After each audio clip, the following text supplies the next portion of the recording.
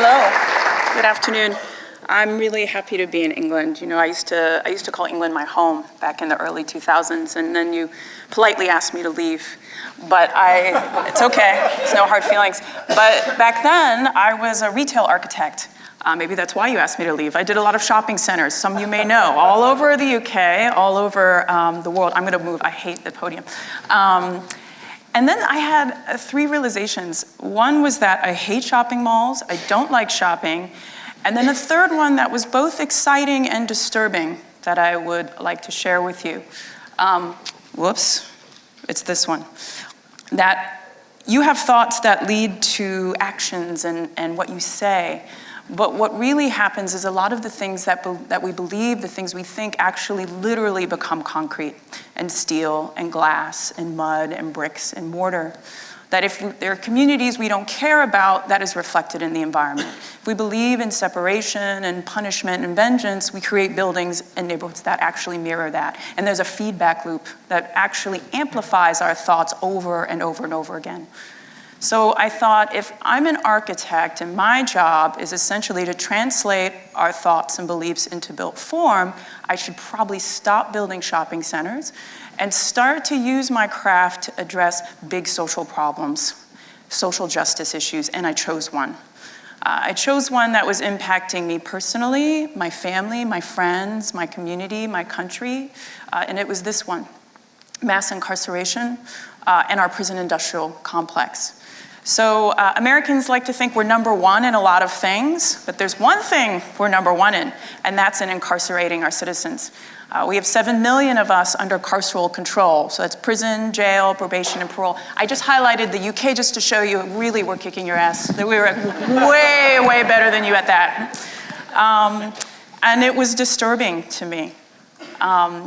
What you may or may not know is that a disproportionate amount of those are men of color. They're in for nonviolent offenses. They have very low levels of education. They have very high levels of trauma. It's destroying their lives, their families' lives, the lives of the entire communities. It's a disaster. It's a disaster. And so I go to look at the architecture and I see that the beliefs, the racist beliefs, the patriarchal and punitive beliefs are absolutely manifesting in the architecture. And I'll be really honest, I really didn't know what to do. I had no idea. And now here's my slide about light. So I was walking around last night and I was really moved by what I saw. I was really particularly moved by my experience in the cathedral. And it reminded me that sometimes the brightest light is actually the light inside when you have an awakening, right? When you have that aha moment. I mean, maybe we've all had it. I had it when I first heard about restorative justice. Who knows what restorative justice is? Good, we got a nice, oh, thank God. People used to never raise their hand when I asked that question. So I thought, wow, here's a philosophy that says that when a crime has been committed, it is essentially a breach of relationship. That the primary focus should be on addressing the needs of the victim in the community. That whoever has committed the offense is accountable and should be able to make amends with the intent of repairing the relationship. I learned that it cost 1/8 of what it costs to put people in prison and jail. I learned that it worked. I learned that it was spreading all over my country and all over the world. And I thought, well, why aren't we designing for that system? This doesn't make any sense. These are truth and reconciliation courts, family group conferences, victim offender mediation, peacemaking circles. Like, why couldn't we begin to re-envision justice through that lens? So I just wanted to share with you our journey to doing that, our response to that. And I got very excited in the beginning. I was like, I'm going to make the first restorative justice center in the whole world. It's going to be awesome. And then I put my ego in the ego box and I put that off to the side because I had really no idea. I was like, what does that look like? I'm like, I don't know what that looks like. And so I stopped my sketching. These were my early sketches.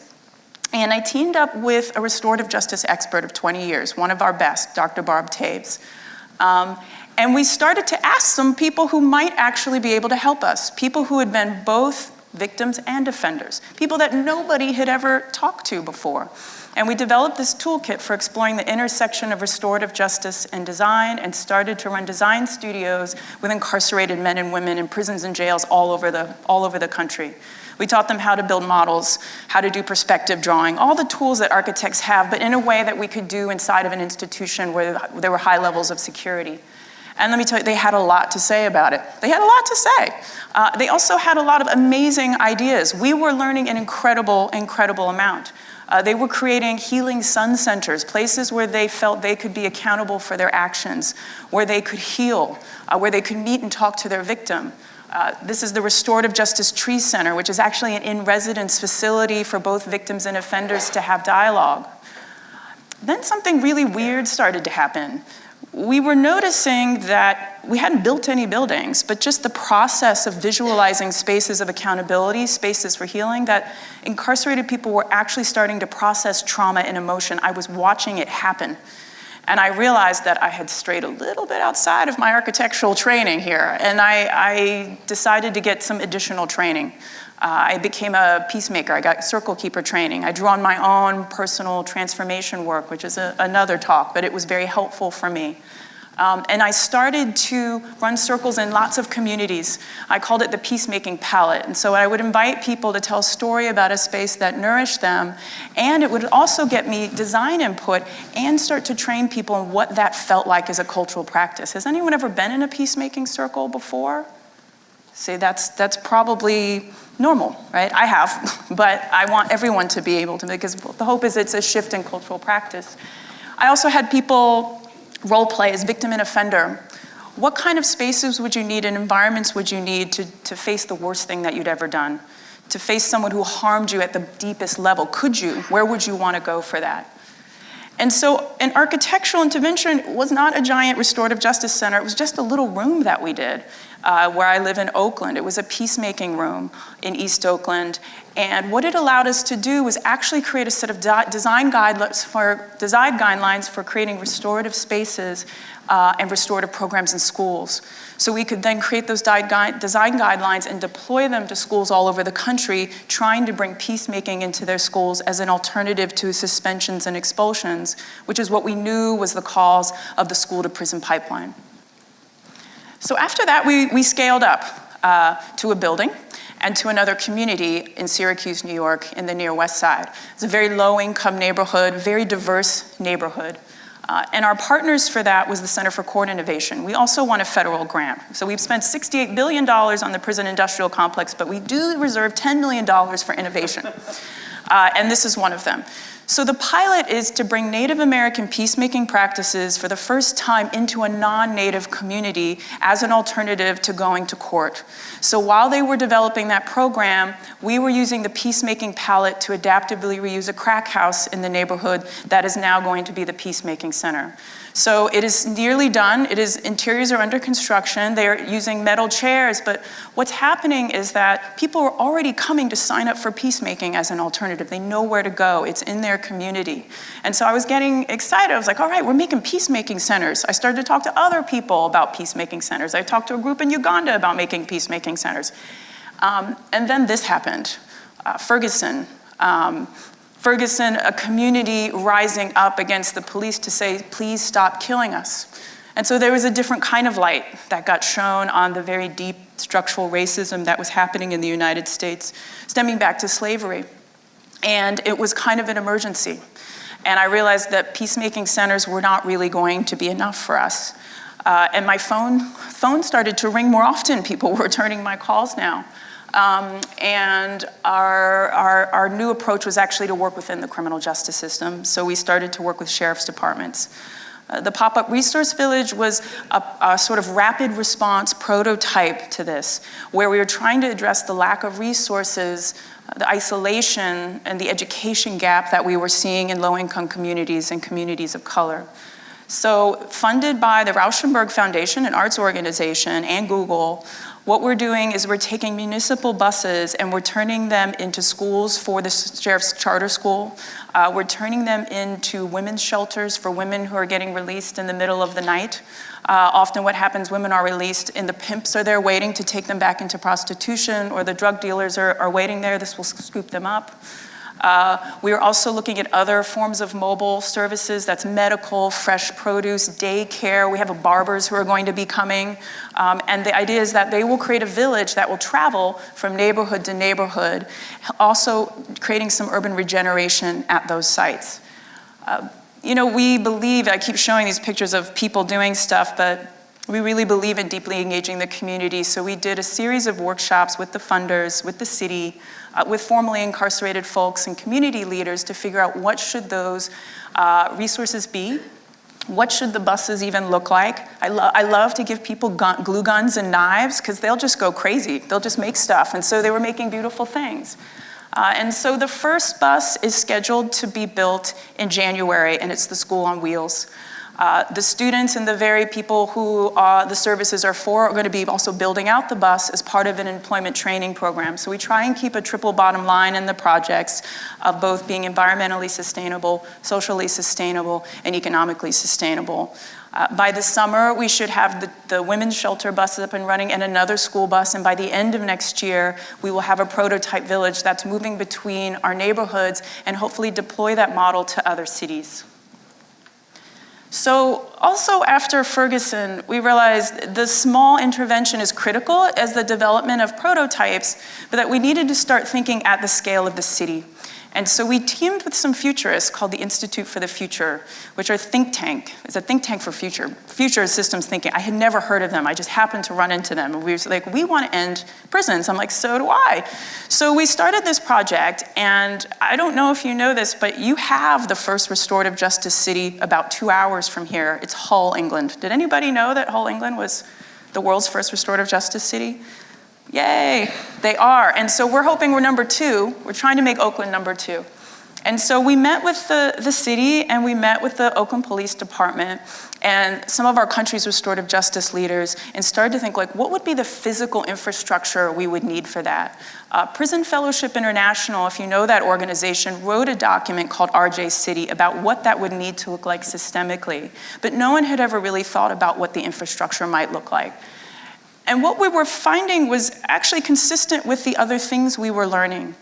That often what we do with justice is we separate it off into a chunk somewhere, but what actually needs to happen is not just the re-envisioning of that, but a distribution of that across the city in a hyper-local condition and meld it into the ecosystem of the city.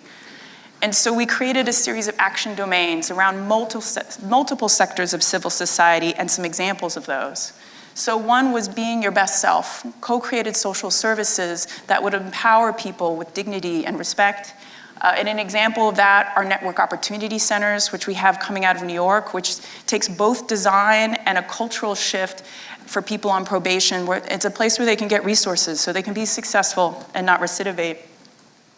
Hybridizing justice. Big advocates often like, we don't need more prisons and jails, we need new types of architecture that support this. And one of them are reentry campuses or reentry centers. These are places where men and women can reenter, they can live there, they get job training, they get education, trauma-informed care. I think if you don't have them already, you're going to, because can you see Richard Branson is hanging out at our reentry center? Is it Sir Richard Branson? I think it is. And then facilitating restorative dialogue. I believe that this is maybe the thing I'm most passionate about is the role that art plays in facilitating restorative dialogue in the restorative justice city, which I think would probably look the way the city looks today, the way Durham is looking today. And I think that is not just in the case of interpersonal violence that happens now, like the Philadelphia Mural Project, where victims and offenders are creating murals, but also in the case of mass social conflict and violence, like the Vietnam War Memorial or some of Christophe Radishko's work at Lumiere and Derry, where we're able in the public realm to start to address the trauma. I don't know of any culture that isn't trying to address and deal with their own historical legacies of violence. And then for us to end, designing for impact. I got some great news yesterday that, remember my little sketches I was doing, that my partners and I have signed an agreement to both design and develop the very first restorative justice center in Oakland. So we will begin that in January. Yay! Awesome. I would love it to be on the lake and be right near the courthouse to say, you know, this is what it should be. But my partners are amazing, and after 5 years, here's what we've learned. I can't remember who said earlier, it takes time to build these models. But we're going to be having both restorative justice for the entire county will happen here. We also call it a Center for Restorative Economics because we'll have a restaurant training low-wage restaurant workers to get high-end jobs. We'll be incubating food businesses there. We'll be working with Just Cause to create community-responsive housing where they'll grow their own food that will also supply the restaurant and a co-op at the bottom of the store where the food incubator folks can also sell their goods. And we will also have a great amount of community organizing space. So the idea is that this model of program in place, these new types of architecture, can begin to address and end mass incarceration. And so I'll leave you with this slide to conclude. This is my favorite quote by Cornel West, but I guess for me it means that if we can just change our beliefs and our thinking about what justice looks like and maybe view it through a lens that transformation is possible, I think that's where it really starts. Thank you.